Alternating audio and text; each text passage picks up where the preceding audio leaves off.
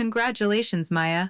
You didn't just take my position, you took my fiancé too, I said, my voice steady as I watched my mother place the family diamond on my sister's finger. The room was full of investors, all witnessing my public erasure from the company I had spent 10 years saving.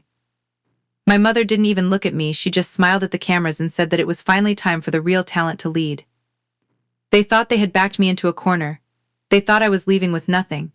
But as I walked toward the exit, I felt a strange sense of peace. You see, my mother gave Maya the title, but she forgot to check who actually owns the patents. If you are watching this from New York at midnight or London in the morning, let me know in the comments. Have you ever been treated like a stranger by your own blood? Stick around because they are about to find out that an empire built on someone else's back collapses the moment that person stands up. Let me tell you how it actually started. The office always smelled of expensive mahogany and my mother heavy French perfume. For 10 years that scent had been the backdrop of my life. I arrived every morning at 6, long before the sun hit the glass towers of downtown, and I often left long after the cleaning crews had finished their rounds. I was the architect of gable designs, both literally and figuratively. When my father passed away a decade ago, the company was a hollow shell, drowning in debt and outdated ideas. My mother, Catherine, had never held a balance sheet in her life, and my younger sister Maya was too busy traveling through Europe on a self-discovery tour to care about the family legacy. I was the one who stayed. I traded my 20-somethings for blueprints and late-night negotiations. I built our signature style from the ground up, blending modern sustainability with classic elegance. Everyone in the industry knew that if a building had the Gable name on it, it was really an Elena Gable original. I didn't mind the lack of spotlight back then. I thought I was building a fortress for my family. I thought my mother occasional good job Elena was enough. But favoritism is a quiet poison. It doesn't always scream sometimes, it just whispers in the way a mother looks at her daughters. Catherine looked at me like a useful tool, a sturdy hammer to be used until the head grew dull. But she looked at Maya like a masterpiece. When Maya finally returned from her travels 3 years ago, she didn't want to start at the bottom. She didn't want to learn the software or the structural codes. She wanted the title of creative director. She has a fresh perspective, Elena, my mother had told me, waving a manicured hand as if dismissing my decade of expertise. You are so technical. Maya has the soul of an artist. Let her handle the vision, and you can keep doing the heavy lifting in the background. I swallowed my pride and agreed. I even spent my weekends fixing Maya amateurish sketches so she wouldn't look foolish in front of the clients. I was protecting her. I was protecting the company. And for a while I thought I was also protecting my future with Julian. Julian was the lead structural engineer at one of the firms we collaborated with. He was charming, patient, and seemed to understand the pressure I was under. When he proposed 2 years ago, I felt like I finally had a sanctuary outside of the Gable family drama. We planned a long engagement because the company was in the middle of our biggest project yet, the Riverside complex. It was a $40 million contract that would solidify Gable Designs as a national player. I poured everything into Riverside. I worked 18-hour days. I barely saw Julian, but he told me he understood. Go win, Elena, he would say. I'll be here when the dust settles. I didn't realize that while I was winning the contract, I was losing my life. The first red flag appeared 6 months ago. I noticed Maya and Julian were spending a lot of time together brainstorming. Then I found a memo on my mother's desk about a restructuring plan that didn't include my name. When I confronted her, Catherine laughed it off. Oh, Elena, you're just stressed from the Riverside project, you're overthinking things, we're a family, we work for each other. That was the day I stopped being a daughter and started being a strategist. I knew my mother patterns. She liked to wait until a project was 90% complete before taking the credit and pushing out the difficult people. And in her eyes I had become difficult because I started asking for equity. I didn't argue, I didn't cry. Instead, I took a very close look at the original incorporation papers of my private consulting firm, a small entity I had set up years ago for my freelance work. I realized that the core structural patents I had developed for the Riverside complex, the very things that made the building possible, were never officially transferred to Gable Designs.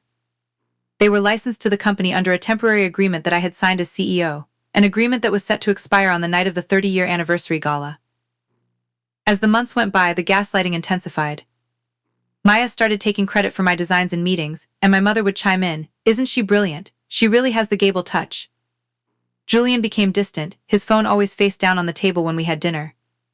My heart was breaking, but my mind was sharpening. I began moving my personal files out of the office, one box at a time, disguised as old project archives. I cleared my digital footprint. I watched as Maya and Julian grew bolder, their work meetings turning into late-night drinks and shared glances that they thought I was too busy to notice. They were waiting for the gala to make their move. They wanted the grandest stage possible to cast me out. They thought they were setting a trap for me. They had no idea they were just walking into the one I had built for them. The grand ballroom of the Pierre Hotel was a sea of champagne silk and gold leaf. This was the 30-year anniversary of Gable Designs, and more importantly, the unofficial celebration of the Riverside Complex contract. My mother had spared no expense. Huge digital screens displayed 3D renderings of the building, my building, while white lilies, my father's favorite, scented the air. I wore a simple tailored black dress. I wanted to be invisible until the moment I wasn't. My mother, Catherine, was glowing in a crimson gown that screamed authority. Beside her, Maya looked like a porcelain doll in a shimmering white dress that looked suspiciously like a wedding gown. And there was Julian, looking handsome and deeply uncomfortable in a tuxedo I had bought for him 3 months ago. The room went quiet as my mother took the stage. I stood near the back, a glass of water in my hand, watching the woman who had raised me prepare to erase me. 30 years ago, my late husband had a dream, Catherine began, her voice amplified and honey-sweet. But dreams need a heartbeat to survive. For a long time we were just staying afloat, but today, thanks to a new vision, Gable Designs is soaring. I felt a small spark of hope. Was she going to mention the 80-hour weeks I'd worked? The nights I'd slept on the office sofa? I am proud to announce, she continued, her eyes finding Maya in the crowd, that my daughter, Maya Gable, will be taking over as the sole CEO and creative lead of this company. Her brilliance is the reason the Riverside Project exists. She is the future of our family. The applause was deafening. I felt the eyes of our senior architects turn toward me, some with pity, some with confusion. But my mother wasn't done.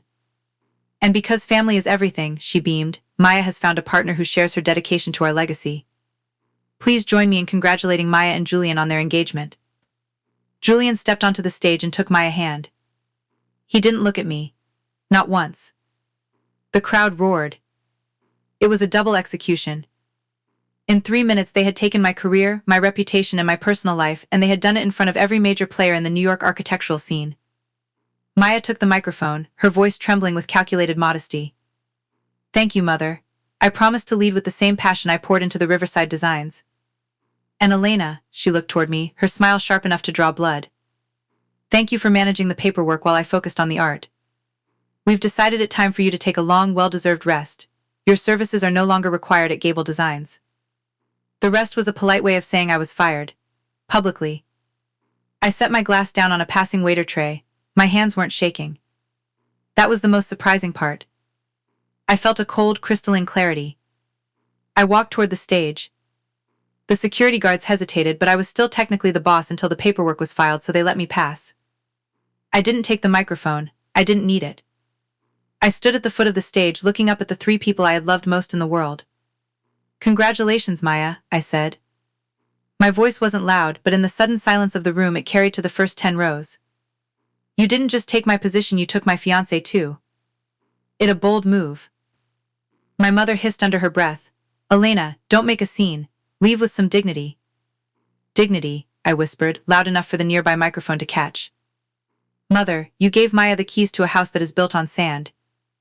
You told everyone she is the brilliance behind Riverside. I hope that's true, because as of midnight tonight, the licensing for every structural patent used in that project expires.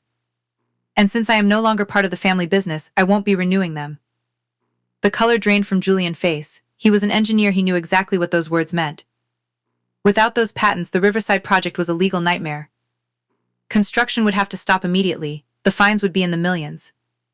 You're bluffing, Maya stammered, her grip tightening on Julian's arm. I don't bluff, Maya. I calculate, I replied. I looked at the clock on the ballroom wall. It was 11:45. You have 15 minutes of ownership left. I suggest you enjoy them.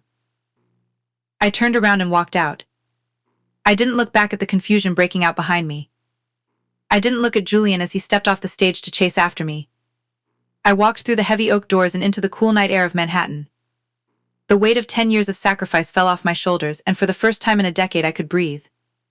The elevator doors hadn't even fully closed before I heard the frantic clicking of heels on the marble floor. Elena, stop right there. It was Maya, her white dress trailing behind her like a tattered flag, followed closely by Julian. My mother remained in the ballroom, likely trying to perform damage control with the bewildered investors, but her 2-star players looked like they had seen a ghost. What is this nonsense about patents? Julian demanded, his voice cracking. The calm, supportive fiancé I thought I knew had vanished, replaced by a man terrified of losing his professional standing. Every design we submitted for Riverside was under the Gable Designs letterhead. You can't just pull them back. That corporate sabotage. I pressed the button for the lobby and looked him dead in the eye. It only sabotage if it illegal, Julian. Check the filings. 4 years ago, when the company was nearly bankrupt and my mother refused to pay for the research and development of the carbon-reinforced glass system, I paid for it myself. I patented it under my personal consulting firm, e.g. Architecture. I licensed it to Gable Designs for a symbolic fee of $1 a year, provided I remained the lead executive. I checked my watch, at 11:51. In 9 minutes my employment officially ends according to the announcement my mother just made. And according to Clause 17 of that licensing agreement, the moment I am no longer an officer of Gable Designs, the license terminates, automatically. Without notice. Maya's face was a mask of fury. You're pathetic. You're so jealous that I'm the one Mom chose that you're willing to burn the whole company down? That our inheritance, Elena. That dad legacy. Dad legacy was built on integrity, Maya, I said, my voice dropping to a cold, hard whisper. Not on stealing your sister life work and sleeping with her fiancé behind her back. How long has it been? 6 months? A year? Maya didn't even have the grace to look ashamed. She lifted her chin, her eyes flashing with a cruel triumph. Julian realized months ago that you're a robot, Elena. You don't have a soul, you just have spreadsheets and blueprints. He needs someone who actually feels something. Someone who isn't a workaholic ghost. I looked at Julian. He wouldn't meet my gaze. He was staring at the floor indicator, counting the seconds. Is that what you told yourself while you were eating the dinners I cooked after my 12-hour shifts? While you were living in the apartment I paid for? Elena, let's be reasonable, Julian finally spoke, trying to use that soothing tone he used on difficult clients. Think about the investors. Think about the hundreds of workers at the Riverside site. If we don't have those patents, the city will pull the permits by tomorrow morning. We'll be sued into non-existence. Then I suggest you start drafting a very humble apology, I said as the elevator reached the lobby. Or better yet, Maya can use her fresh perspective and artistic soul to invent a brand new structural system in the next 8 minutes. Since she's the genius, surely it shouldn't be a problem. The doors slid open. I stepped out into the crisp night air, the sounds of the city's traffic acting as a symphony for my departure. I could hear them arguing behind me, Maya screaming that I was a bitter loser, and Julian frantically calling his lawyer. I walked toward the black car I had booked an hour earlier. As I climbed into the back seat, my phone buzzed. It was a text from my mother. Elena. Get back here now, stop this harassment or I will disown you entirely. I looked at the message for a long moment. For years those words would have paralyzed me. The fear of losing my mother love had been the chain that kept me tethered to a desk, working myself to the bone to earn a crumb of her approval. But as I sat in the dark interior of the car, I realized she had already disowned me. She had disowned me the moment she decided my worth was only measured by what I could give to her favorite child. I typed back a single sentence. You can't disown someone who no longer belongs to you. I blocked her number, then I blocked Maya and Julian. As the car pulled away from the hotel, I looked out the window at the skyline. At 11:59, the lights on the digital billboard outside the Gable Designs headquarters flickered. It was a scheduled update. The massive image of the Riverside complex, with Maya's face superimposed next to it, was replaced by a generic under-construction graphic. My lawyer had been very efficient. The cease and desist orders were already hitting the inboxes of every major architectural publication in the city planning department. I leaned my head back against the leather seat and closed my eyes. The pain was still there. A deep, hollow ache where my family used to be. But beneath the pain, there was something else. A flicker of something I hadn't felt in a decade. Freedom. They thought they had taken everything from me. They didn't realize that by throwing me out, they had finally set me free from the burden of carrying them. Now, for the first time in my life, I wasn't building a legacy for a mother who didn't love me or a sister who didn't respect me. I was going to build something for myself. And I was going to do it on my own terms. The following morning, the sun rose over a city that already knew the Gable name was tarnished. I woke up in a hotel room I'd booked under my middle name, far from the penthouse my mother owned and the life I had meticulously curated for her. I didn't check the news immediately. I made coffee, listened to the silence, and felt the strange heavy weight of being nobody daughter and nobody fiancé. Then I opened my laptop. The headlines were predictably brutal. Gable anniversary ends in legal chaos, read one. Another, more industry-focused, was blunter. Riverside project halted. Structural patent dispute freezes $40 million development. There were photos from the gala, Maya looking pale and panicked, Julian caught mid-shout at a reporter, and my mother Catherine regally ignoring the cameras as she fled to her limousine. My phone, which I had unblocked only for my legal team, began to chime. It wasn't my family. It was the investors. By 10 in the morning, I was sitting in a glass-walled conference room overlooking Bryant Park. Across from me sat Marcus Thorne, the lead investor for the Riverside complex. He was a man who valued two things, time and money. Right now, he was losing both. Elena, he said, leaning back and crossing his arms. Your mother spent 3 hours this morning trying to convince me that you're having a nervous breakdown and that your patent claims are a temporary misunderstanding. She promised me that Maya has everything under control. I offered a small, tired smile. And did you believe her, Marcus? I've known you for 8 years, Elena. You don't have nervous breakdowns. You have strategies, he replied. I looked at the technical specs Maya sent over this morning to fix the issue. It was a joke. She tried to swap your reinforced glass system for a standard steel frame support. The building would sink 2 inches into the riverbed within a decade. She has no idea what she's doing. She has the soul of an artist, Marcus, I said, echoing my mother's words. But unfortunately, gravity doesn't care about art. Marcus sighed. The board is ready to pull the funding. If Gable Designs can't deliver the Riverside complex as promised, we're suing for breach of contract. That will bankrupt your mother and your sister. They'll lose the firm, the house, everything. He paused, looking at me intently. Unless there's another way. There is, I said, sliding a folder across the table. I've already incorporated EG Architecture as a full-service firm. I have the patents. I have the original design team, most of whom resigned from Gable Designs this morning in protest of my firing. We can take over the Riverside contract today. No delays, no legal disputes, we just cut the dead weight. The dead weight being your mother and sister, Marcus noted. The dead weight being anyone who values optics over integrity, I corrected him. Just as Marcus was about to respond, the conference room door burst open. My mother and Maya charged in, followed by a flustered receptionist. Catherine looked like she hadn't slept, her perfect hair finally showing a few stray strands. Maya was wearing a suit that was too big for her, trying desperately to look like the CEO she had been for exactly 12 hours. Elena, stop this madness. Catherine slammed her purse onto the table.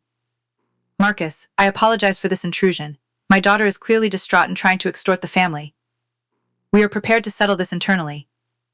Distraught? Marcus raised an eyebrow. She looks like the only person in this room with a plan, Catherine.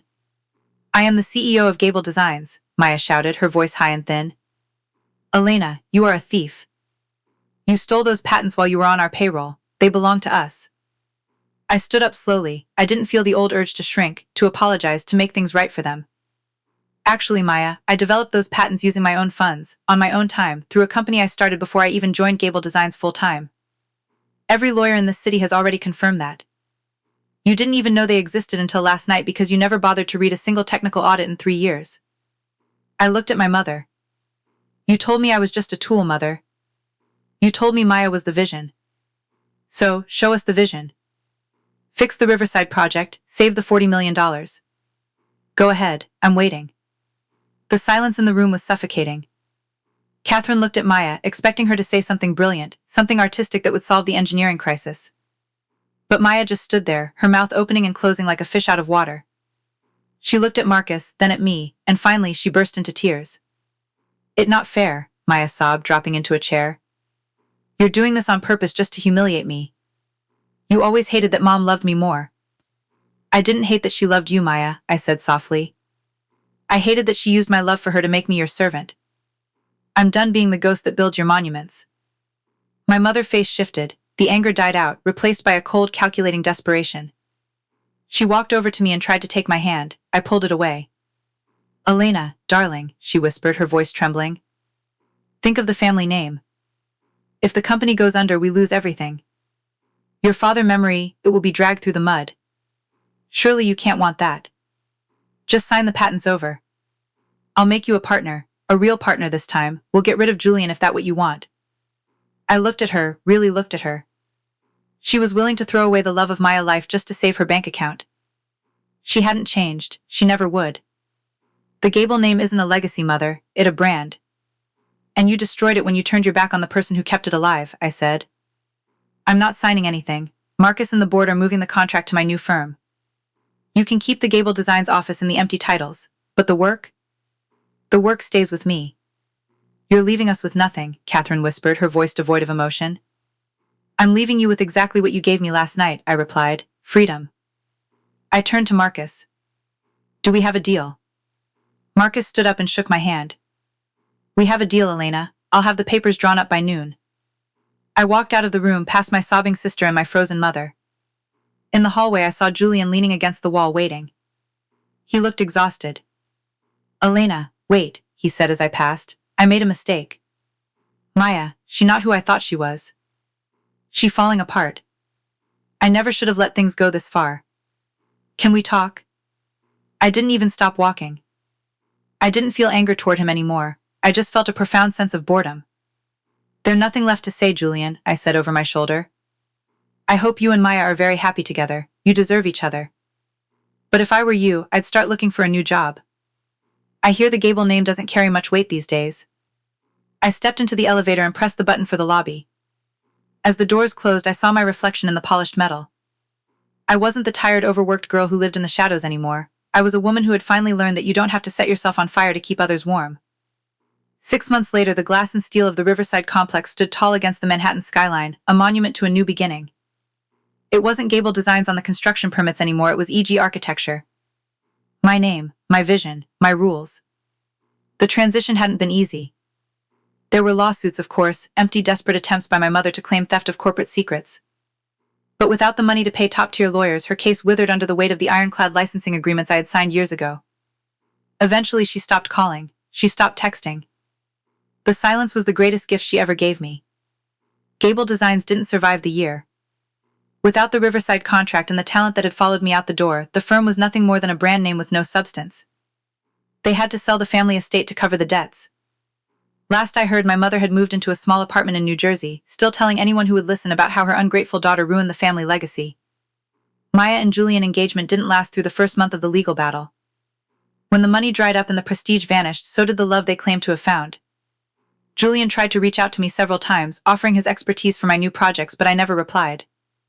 He now working for a junior firm in the Midwest, far away from the elite circles he so desperately wanted to belong to. As for Maya, she's still finding herself. She posts occasionally on social media about being a victim of toxic corporate culture, but the industry has a long memory. Nobody wants to hire a creative director whose only creation was a structural disaster. I stood on the top floor of the Riverside building today, looking out over the East River. The air was cold, but I didn't feel the chill. I felt grounded. For the first time in my life, I wasn't waiting for a good job from a mother who didn't mean it. I wasn't fixing the mistakes of a sister who didn't care. I am Elena Gable. I am an architect, a CEO, and a survivor. I didn't just build a building, I built a life where I am finally seen. Thank you for listening to my story. If you've ever felt like you were being erased by the people who were supposed to protect you, remember this. They can take your title, they can take your credit, and they can even take your peace for a moment. But they can never take the talent that created it all. Stand up, walk away, and build your own empire. If this story resonated with you, please consider subscribing for more. And I'd love to hear from you. Have you ever had to choose between your family and your self-respect? Let me know in the comments.